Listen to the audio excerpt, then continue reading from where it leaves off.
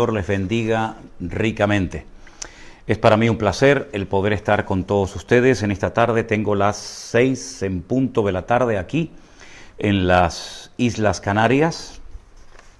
Seguramente muchos de los que se están conectando pueden en este momento comprobar a qué hora coincide en su país este programa que lo hemos llamado El Pastor Online, y así ya tenerlo en cuenta para próximos programas.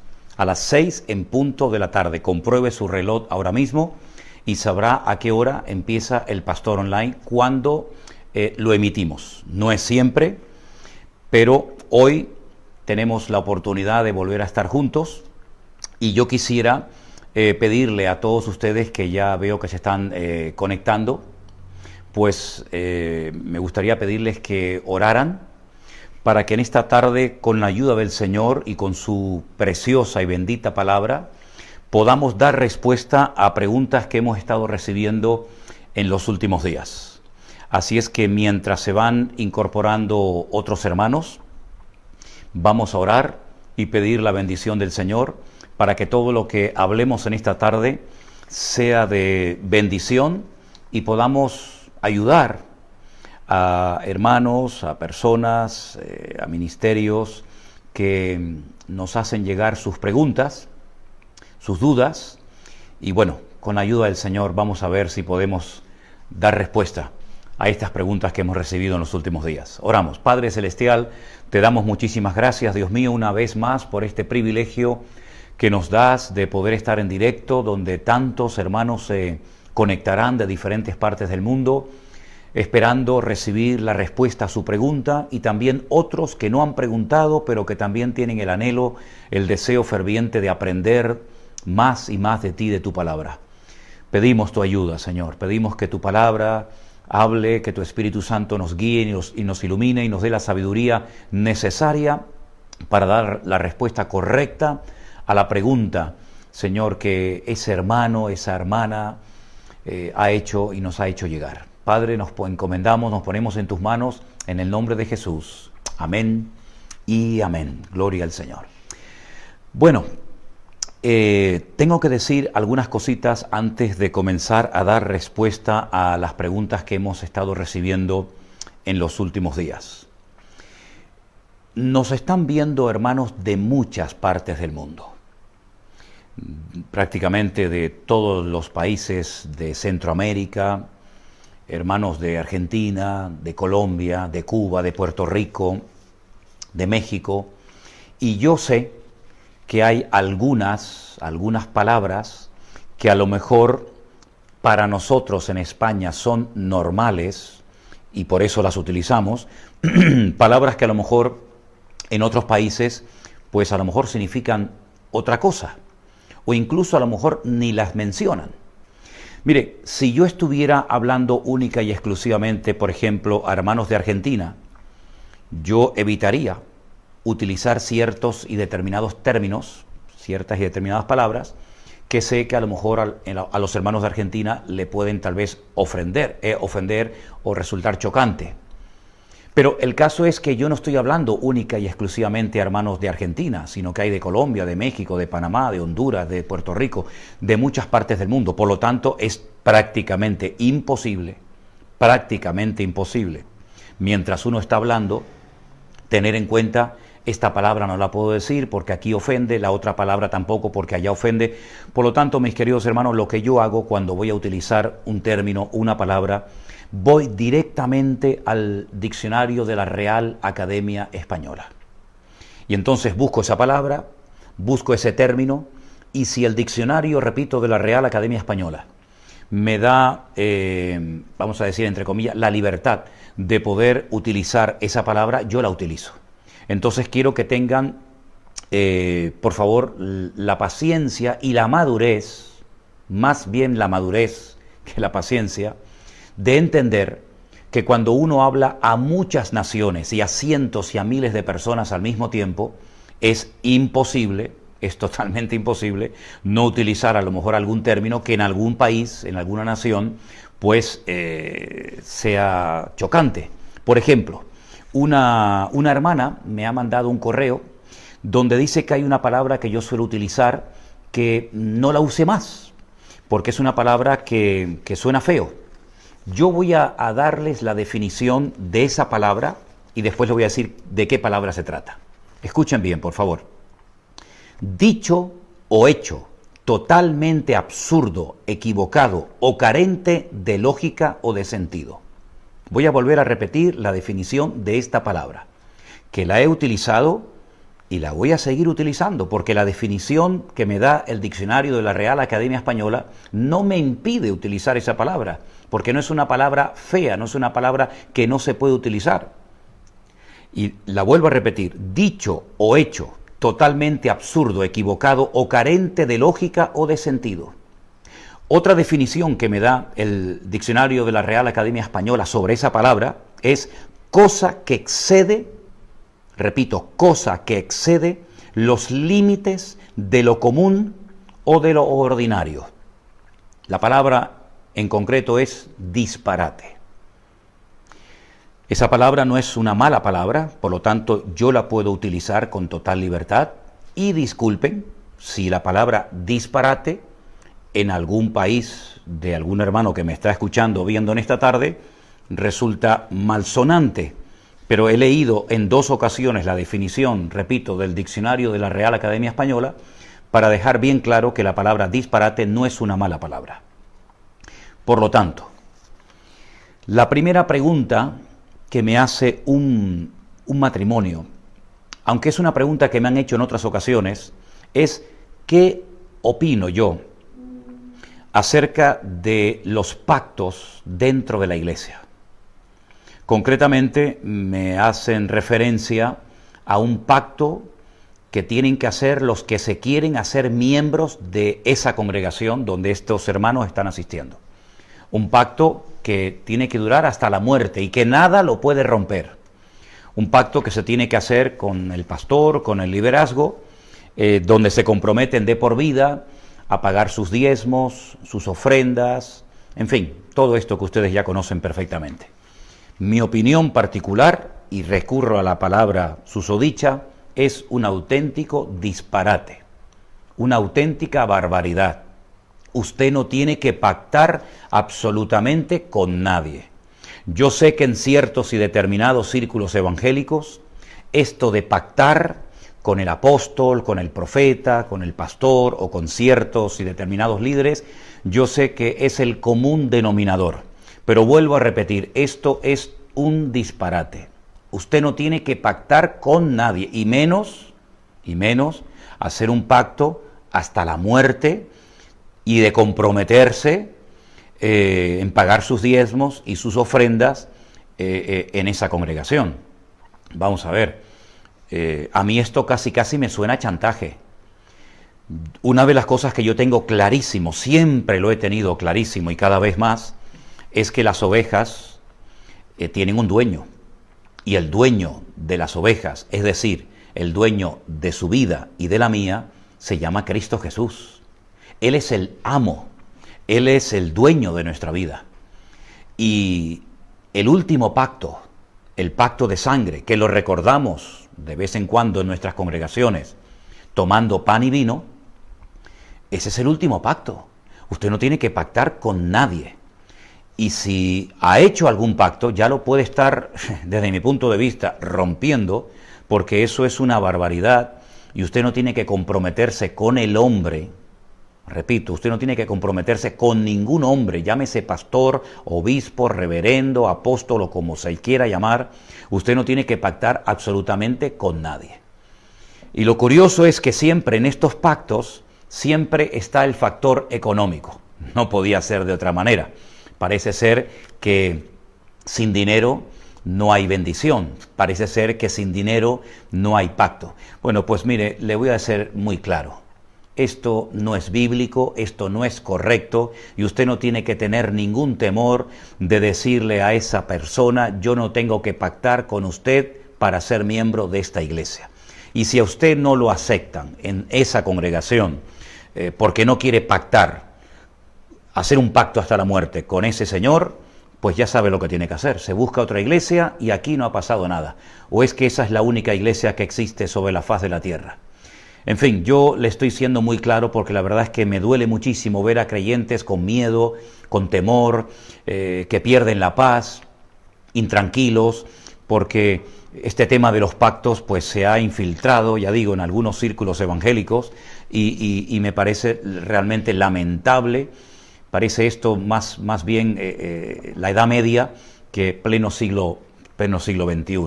Pero en fin, usted ya es mayorcito, vea que a la luz de la palabra de Dios esto es un sinsentido, esto no tiene ninguna lógica, ninguna razón de ser, y por lo tanto mi opinión es que usted no tiene que pactar con nadie. Pero usted ya es mayorcito y sabrá lo que tiene que hacer. Si quería mi opinión, ya se la he dado. Pasando a otra pregunta. Hay personas que preguntan sobre la famosa Nahash Nahoshet, es decir, la serpiente de bronce. La serpiente de bronce que le mandó el Señor levantar a Moisés en el desierto, cuando el pueblo de Israel otra vez vuelve a caer en la murmuración y comienzan a morir, mordidos, picados por serpientes venenosas, y entonces, como una especie de lección objetiva, el Señor le pide a Moisés que haga una serpiente de bronce y todo el que la mire, pues no morirá por los efectos de aquella picadura venenosa, ¿no? Esa serpiente de bronce, como saben ustedes, después se convirtió con el paso del tiempo en una piedra de tropiezo para el pueblo de Israel, lamentablemente, y en vez de entender que era un instrumento para enseñar una lección objetiva, pues se convirtió en un fin en sí mismo. Bueno, la serpiente de bronce no sanaba, el que sana, el que salva es Cristo Jesús. No hay una cosa, no hay ningún acto de superstición, de brujería, ni muchísimo menos, sino simplemente era una lección objetiva que trataba de reforzar la idea de la muerte de Cristo en la cruz, condenado por el Padre, cargando todo el pecado de la raza humana, todas las maldiciones del género humano, y de esa manera librarnos del pecado, del diablo y del infierno. Entonces, eso es más que nada lo que representa esa serpiente de bronce, y repito, lamentablemente se terminó convirtiendo en una piedra de tropiezo para el pueblo de Israel. Por otra parte, hay, no muchas, pero hay algunas familias, algunos hermanos que nos escriben preocupados, diciéndonos que en su congregación les están prohibiendo ver los devocionales que subimos a nuestros canales de YouTube y de Facebook por las mañanas, les prohíben ver el pastor online, le prohíben ver nuestros cultos en directo. Bueno, esto es lamentable, ¿no? Sinceramente es lamentable que haya ministerios que se crean que son los dueños de la gente.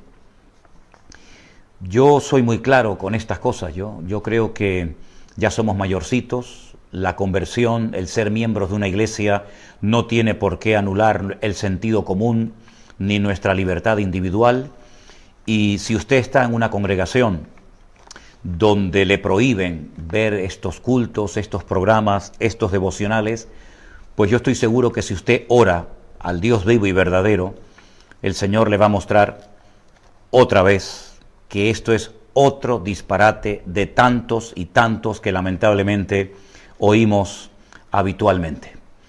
Así es que yo creo que no es correcto que se prohíba a una persona ver un culto, aunque sea de otra congregación, que se prohíba ver o escuchar a otro predicador. Yo creo sinceramente que es un error, pero ore al Señor y estoy plenamente convencido de que el Señor le va a mostrar que ese tipo de prohibiciones, ese tipo de mandamientos humanos, usted no tiene que tenerles ningún temor. Al que hay que respetar, honrar y adorar es al Señor. Ahora bien, si usted ve que estos programas, que estos devocionales le están siendo a usted de tropiezo, pues simplemente no los vea. Pero cuando usted los ve, y según ustedes durante mucho tiempo, es porque algún beneficio espiritual, alguna bendición espiritual le ha aportado a su vida. Es lamentable, sinceramente es lamentable que estas cosas ocurran en el mundo evangélico, pero ocurren y es la realidad. Bueno, vamos a avanzar. Mire, hay muchas personas que me dicen, ¿me puede explicar Isaías 4.1? me puede explicar Daniel capítulo 11, me puede explicar Mateo 7:6, me puede explicar Números 17:4. Vamos a aclarar una cosa. Miren, a todas estas personas que tengo aquí los nombres, de los que me piden que les explique Isaías 4:1, Mateo 7:6, Daniel capítulo 11, Números 17:4, les voy a pedir un favor. Búsquense un buen diccionario bíblico. Búsquense un buen comentario o comentarios bíblicos. Indaguen, estudien, escudriñen las Escrituras. Si pueden leer estos versículos en otras versiones, mejor que mejor. Busquen en internet información. Y cuando usted haya hecho su trabajo, cuando yo tenga la seguridad de que usted se ha movido, de que usted ha estudiado y se ha esforzado por entender esos versículos, vuelva y escríbame. Pero sin estudiar, sin indagar, sin preguntar, digamos, o sin averiguar en internet, en Google o en cualquier otro buscador, sin indagar en diccionarios bíblicos o en comentarios bíblicos, directamente preguntarme a mí, no le voy a hacer yo su trabajo. Usted es el que quiere saber qué significa ese versículo, pues busque, y si aún así, después de buscar, después de invertir tiempo, después de leer buenos libros cristianos, después de buscar en internet la respuesta, si usted no queda satisfecho con la respuesta, dígame, pastor, yo he buscado, yo he leído, yo he ido por aquí, he ido por allá, he buscado en internet, he preguntado a otros pastores o a mi pastor. Cuando usted haya hecho su trabajo de investigación, entonces se pone en contacto otra vez conmigo. Pero sinceramente no quiero mal educar, malcriar a personas que abren la Biblia, leen un pasaje y me dicen, no entiendo este versículo, le pregunto al pastor Sierra. Pues mire, no, usted es el que tiene que estudiar, usted es el que tiene que averiguar, usted tiene que esforzarse, usted tiene que escudriñar las Escrituras, y entonces cuando usted haya hecho su trabajo y yo tenga la seguridad de que usted se ha esforzado, usted me pregunte. Pero yo no le voy a hacer el trabajo que tiene que hacer usted, ¿sí? Voy a responder a otra pregunta que sí me ha dejado, no preocupado, pero esta persona, Isabel, está totalmente equivocada en su comentario. Y voy a leer exactamente lo que yo he recibido. Esta hermana dice que escribió hace un mes y que está a la espera y que está muy preocupada. Ya verá cómo cuando me escuche se le van a ir todas las preocupaciones. Hermana Isabel, escúcheme atentamente. Mire, usted dice que ha estado viendo las clases de escatología. Y usted me manda esta pregunta o este comentario diciéndome que en la clase número 2 de escatología que están en el canal de YouTube que yo grabé hace unos meses, concretamente en la clase número 2, en el minuto número 42, yo dije que el Espíritu Santo no es Dios. Mire, vamos a ver, Isabel, escúcheme atentamente. Yo jamás he dicho ni diré que el Espíritu Santo no es Dios. Eso no es cierto, eso es rotundamente falso. Yo he escuchado la clase número 2 de escatología y he ido varias veces al minuto 42. Si usted va a esa clase, concretamente a ese minuto, en ese momento, en ese minuto 42, yo le pregunto a la clase, ¿el Espíritu Santo no es Dios?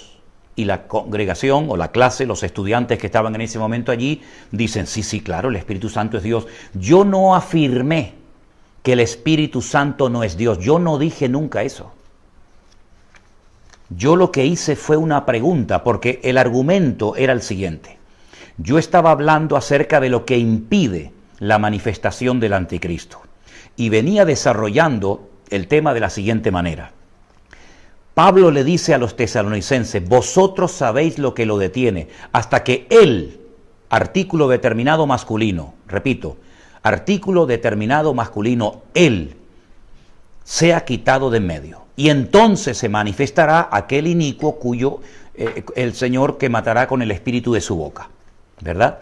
Entonces yo dije, él es un artículo masculino singular. La iglesia no puede ser, porque la iglesia siempre es tratada en género femenino. Es esposa, es novia, nunca en género masculino. Por lo tanto, Por lo tanto, yo dije que tampoco podía ser el Espíritu Santo lo que estaba impidiendo la manifestación del anticristo, porque el Espíritu Santo es Dios. ¿Me entienden? El Espíritu Santo es Dios. Lo afirmo hoy, mañana y hasta el último día de mi vida. Entonces pregunté a la clase en el minuto 42 que diciendo o demostrando que no podía ser el Espíritu Santo lo que detenía la manifestación del anticristo, porque si el Espíritu Santo es Dios, Dios es omnipresente y Dios va a estar, el Espíritu va a estar durante el período de la gran tribulación. ¿Por qué? Porque el Espíritu Santo es Dios. Entonces pregunté, ¿el Espíritu Santo es Dios? Y la congregación, los estudiantes dijeron sí. Por lo tanto, por favor, no diga usted que yo dije que el Espíritu Santo no es Dios, porque yo no afirmé, yo no dije que el Espíritu Santo no es Dios. Yo no dije eso. Así que, por favor, preste atención a la explicación que le estoy dando, vuelva otra vez a ver la clase número 2 y vuelva a escribirme disculpándose, porque usted se va a dar cuenta de que yo no dije que el Espíritu Santo no es Dios. Espero que ya no esté más tiempo preocupada. Espero que con este argumento y con esta explicación que le he dado, se le hayan ido todas sus preocupaciones. Por otra parte, dice usted otra cosa. Quiero pedirle, por favor, que me envíe, si es posible, la hoja de las letras del abecedario hebreo que usted dijo que iba a dar o a enviar a las personas que seguían la clase. Esa lista de las 22 letras del Aleph Bet, que se llama así, el Aleph Bet, las 22 letras del alfabeto hebreo, ya se subieron. Yo fui a Facebook y comprobé que esas 22 letras ya se subieron en su momento y están ahí en el Facebook. Por lo tanto, ya están ahí, usted las puede comprobar, las puede ver cuando quiera, y además, si por casualidad no las encuentra, usted se pone en Google y pone las 22 letras del alfabeto hebreo en imágenes, y ya va a ver cómo le van a aparecer, sin ningún problema. Pero afirmo, para que quede bien claro, el Espíritu Santo es Dios. ¿De acuerdo? Muy bien. Otra pregunta. ¿Por qué se habla de los 7 espíritus si hay un solo Espíritu Santo? Bueno, vamos a ver, se habla de los 7 espíritus no porque haya 7 espíritus, sino que el Espíritu Santo, que es uno, hay un Dios, un Señor, un Espíritu, al manifestarse de diferentes maneras, recibe diferentes nombres, ¿verdad? A Cristo no se le conoce como el Alfa y la Omega, no se le conoce como el Príncipe de Paz, a Cristo no se le conoce como Emmanuel, no se le conoce a Cristo como el Gran Yo Soy. ¿Se da cuenta? Es la misma persona, pero con diferentes títulos o nombres, para que conozcamos mejor más su ministerio, su esencia, sus facetas, ¿verdad? El Espíritu Santo exactamente igual. Mire, Espíritu Santo, Consolador, Espíritu de verdad, Espíritu de gracia, Espíritu de vida, Espíritu de adopción. Es el mismo Espíritu, pero que recibe diferentes nombres para que lo conozcamos mejor, para que a través de los nombres sepamos cómo actúa, cómo opera, cómo obra en los seres humanos, en la iglesia, en el cuerpo de Cristo. Por lo tanto, no es que sean 7 espíritus diferentes, hay un solo espíritu, pero que se manifiesta de muchas formas diferentes. Por ejemplo, el Señor Jesucristo dijo, os conviene que yo me vaya, porque si no me fuese, el Consolador no vendría. Fíjense cómo lo llama Consolador. Sí, al Espíritu Santo lo llama el Consolador, el Paracleto. Dice, pero cuando Él venga, tomará de lo mío y os lo hará saber. Él me glorificará a mí, y ahí se le llama Espíritu de verdad, Espíritu de vida, etcétera, etcétera. Por lo tanto, es el mismo Espíritu, pero que recibe diferentes nombres. Seguimos adelante, ¿le parece? Una hermana hace la siguiente pregunta. No es una pregunta tal vez 100% bíblica, pero voy a darle respuesta. Y dice así: yo y mi esposo tenemos muy poco tiempo de convertidos. Hemos visitado algunas iglesias. Perdone mi ignorancia, no se preocupe, hermana, está usted perdonada. La pregunta de esta hermana concretamente es la siguiente. Yo me tiño el pelo y me lo corto hasta los hombros. Y me dijeron que yo era una rebelde y una desobediente porque estaba en pecado. Me han puesto en disciplina. A veces me pongo pantalones, pero no para ir a la iglesia. Y me paso todo el tiempo pidiéndole perdón al Señor. ¿Podría usted ayudarme? ¿Es pecado llevar pantalones, teñirme o cortarme el pelo? Bueno, veo que usted está casada. Su autoridad, su cabeza es su marido, a quien le tiene usted que preguntar es a su marido. Es muy triste que hagamos sentir mal a las almas, sobre todo a las personas recién convertidas, por hacer cosas que estoy plenamente convencido que no se hacen por maldad, que no se hacen para provocar, que sería muy diferente, ¿verdad? Que no se hacen para llamar la atención, sino que hay un sentido común. Y si usted está en una congregación donde no le dejan cortarse el pelo, si usted está en una congregación donde no le dejan teñirse, etcétera, etcétera, pues lo que le puedo decir es que si usted está en esa congregación y es miembro de esa iglesia, pues no le va a quedar más remedio, querida hermana, que acatar las normas de esa congregación. Y si usted, y también su marido, no están de acuerdo con esas normas, lo mejor es que busquen otra congregación. Yo no considero, usted me pregunta a mí mi opinión particular y yo se la voy a dar, yo no considero que una hermana que se tiña el pelo esté cometiendo un pecado mortal.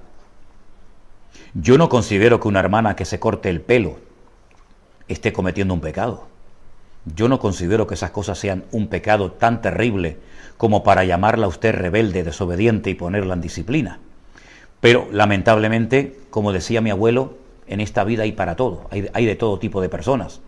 Por lo tanto, si usted está en una congregación donde esas son las normas y eso es motivo para poner en disciplina, llamar rebelde y desobediente a una persona, pues yo oraría, hablaría con mi marido y pensaría seriamente en buscar una iglesia donde a lo mejor usted se sienta más cómoda. Es lo que le puedo decir. Pero me parece lamentable que con todo lo que hay que hacer y con los millones y millones de almas que se están condenando yendo al infierno sin Cristo, estemos pendientes del pelo de las mujeres y estemos pendientes de si se tiñen o no el pelo, cuando realmente a lo que nos ha mandado el Señor es a predicar el Evangelio a toda criatura. Pero en fin, es lo que le puedo decir. Por otra parte, una persona me dice, en Isaías capítulo 18, el versículo 2, se menciona a gente de elevada estatura y de tez de piel brillante. ¿Quiénes son estas personas? Vamos a ver, hermano Fernando. Si usted se fija encima del capítulo 18 de Isaías, ¿qué pone?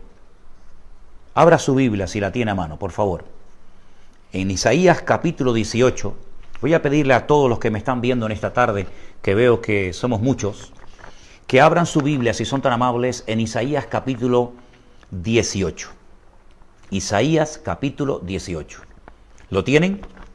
Si tienen abiertas sus Biblias en Isaías capítulo 18, háganmelo saber. Háganme alguna indicación diciéndome, ya estamos en Isaías capítulo 18. Para que vean ustedes lo fácil, o mándenme un amén, gracias Norma, para que vean ustedes lo fácil que es entender muchas veces cosas que aparentemente parecen complicadas. Encima de Isaías capítulo 58, alguien puede mandar un mensaje diciéndome ¿qué es lo que pone? ¿Alguien me hace el favor de poner ahí en la pantalla qué pone encima de Isaías capítulo 58, por favor, si son tan amables? Voy a darles unos segundos a ver quién es el primero en poner lo que pone, el título que pone encima de Isaías capítulo 18. A ver quién me lo puede explicar, por favor, o quién me puede escribir el título que pone encima de Isaías capítulo 18. Veo que hay mucha gente que dice amén, amén, amén, me parece estupendo. Pero ¿qué título pone encima de Isaías capítulo 18?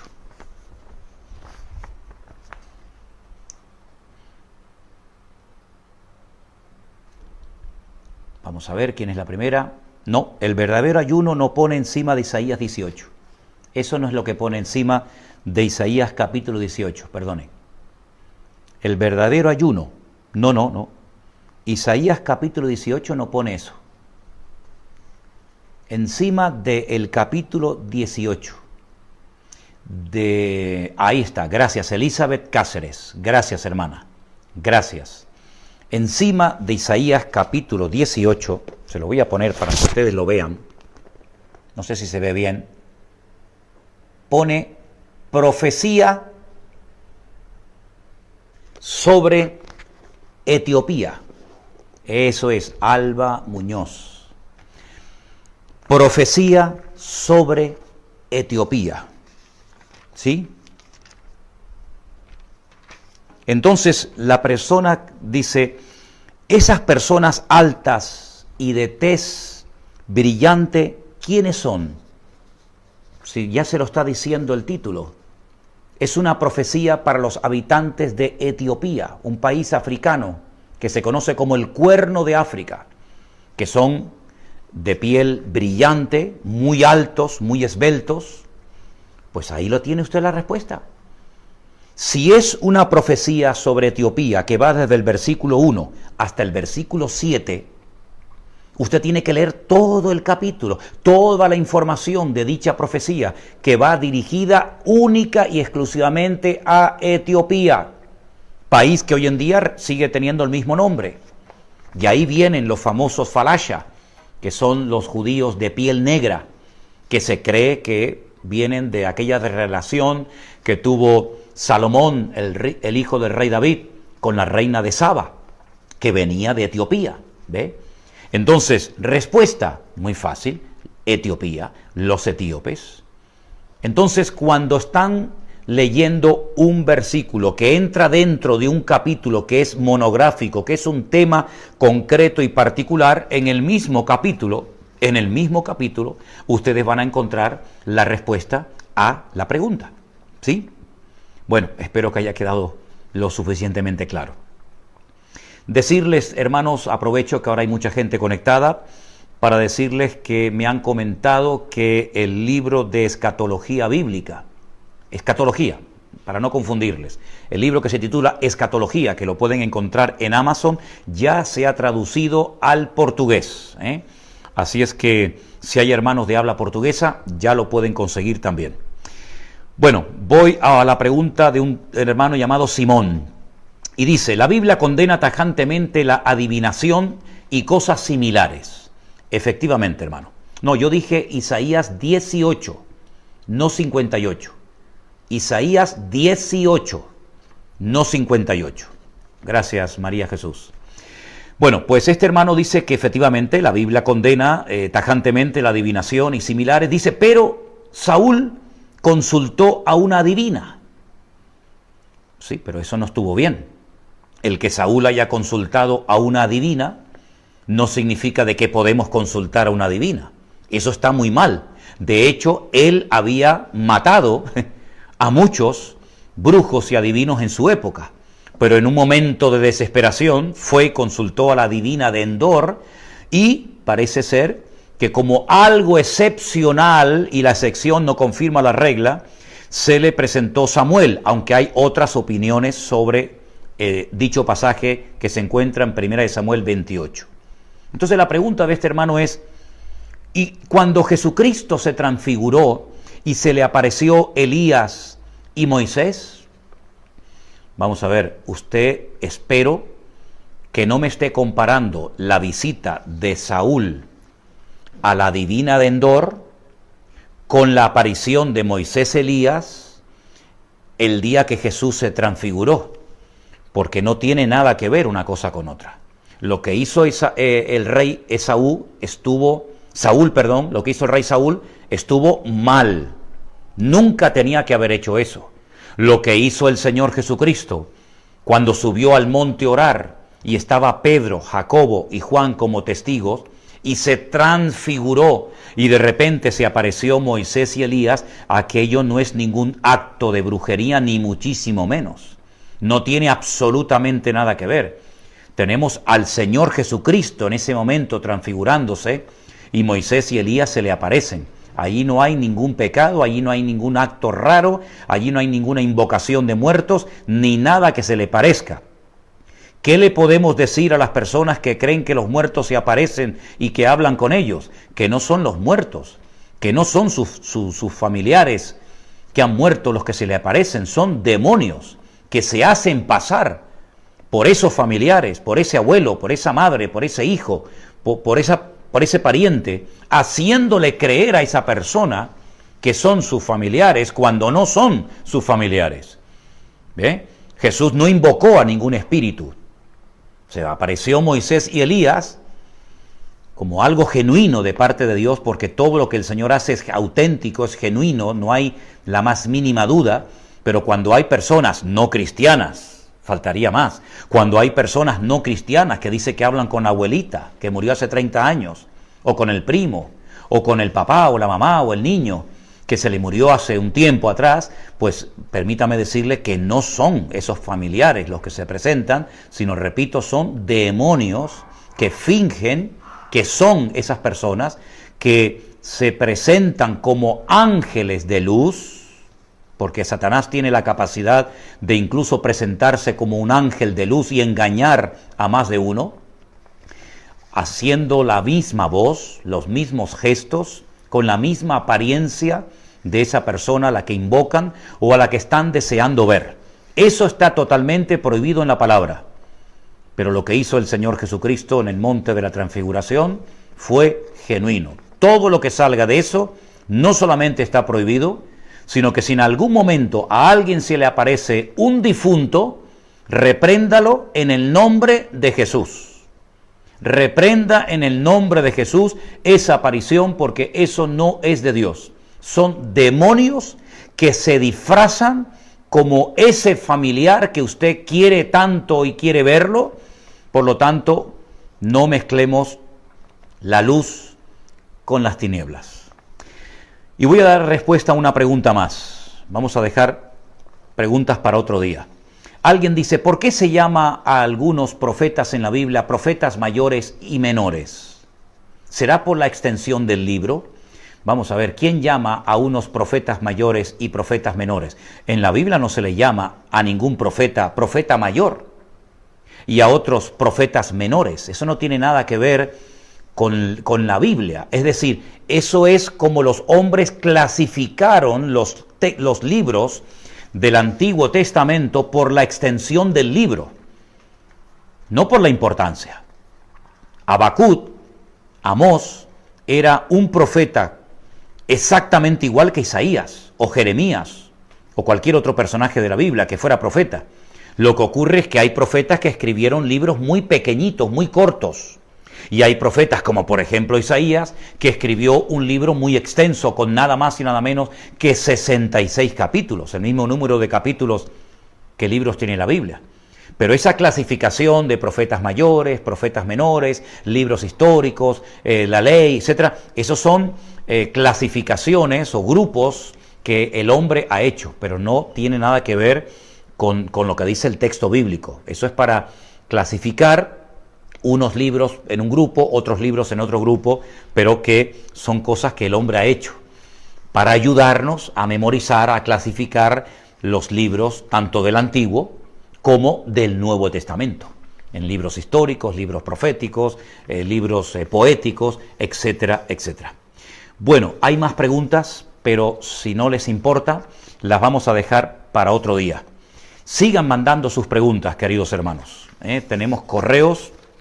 Ustedes saben cuáles son, pueden entrar en la página web de la iglesia, mividanueva.org, y allí pueden encontrar los correos de la iglesia. Por favor, envíen sus correos envíen sus preguntas a los correos que tenemos para que de esa manera me los hagan llegar a mí, y en estos momentos, en estos programas del Pastor Online, intentaré darle respuesta. Gracias a todos los que han estado acompañándonos. En este momento son más de 1.200 lugares donde hay hermanos, gente, familias, grupos conectados. Por lo tanto, estamos hablando de miles y de miles de personas que han visto en directo este programa. Dios les bendiga a todos grandemente. Una vez más, hace tiempo que no lo digo y quiero aprovechar la oportunidad. Gracias de todo corazón, hermanos, sobre todo a los hermanos que forman parte de nuestra iglesia virtual. Gracias por todas las aportaciones, todas las donaciones, todas las ofrendas que están enviando para que este ministerio siga adelante. Que Dios les bendiga, les agradezco grandemente. En la página web también pueden encontrar la forma como ustedes pueden en un momento determinado, si así el Señor se lo pone en su corazón, enviar su ofrenda, su aportación. Que Dios les bendiga, y si no, exactamente igual, que Dios les bendiga. No hacemos esto por dinero, sino hacemos esto porque queremos bendecir al pueblo de Dios y queremos que ustedes no tengan dudas, queremos que crezcan y que maduren en las cosas del Señor. Recuerden que se están traduciendo los devocionales también al inglés. Recuerden que también los cultos de los jueves, nuestra hermana Canderina está traduciendo en tiempo real el culto a través de Facebook al inglés, también el del domingo al inglés. Que el Señor les bendiga a todos ustedes. Sigan orando por nosotros, nosotros lo hacemos por ustedes. Oren para que el Señor vaya, en fin, dándonos salida y podamos ir saliendo de este confinamiento. Hay hermanos, me comentaban, de Argentina que llevan muchos meses confinados. Es tremendo. Que el Señor tenga misericordia y que traiga fortaleza y protección a su amada iglesia, y que sigamos unidos adelante confiando en el Señor. Les mando un saludo a todos los hermanos, a los grupos de la iglesia virtual, a todos ustedes, que el Señor les guarde y les bendiga. Terminamos con oración, si les parece. Padre Celestial, te doy muchísimas gracias en esta tarde, Dios mío, por este privilegio tan maravilloso que nos has dado una tarde más, de dar respuesta a tantas preguntas, a tantas dudas, a interrogantes que tu pueblo, que tus hijos en muchas ocasiones nos hacen llegar. Señor, trae luz, trae claridad, trae madurez a nuestras vidas y guarda a tu amada iglesia sobre la faz de la tierra, y cuídanos, Señor, en esta hora, y fortalécenos física y espiritualmente, y que aprovechemos estos tiempos para predicar tu palabra y anunciar las profecías que se están cumpliendo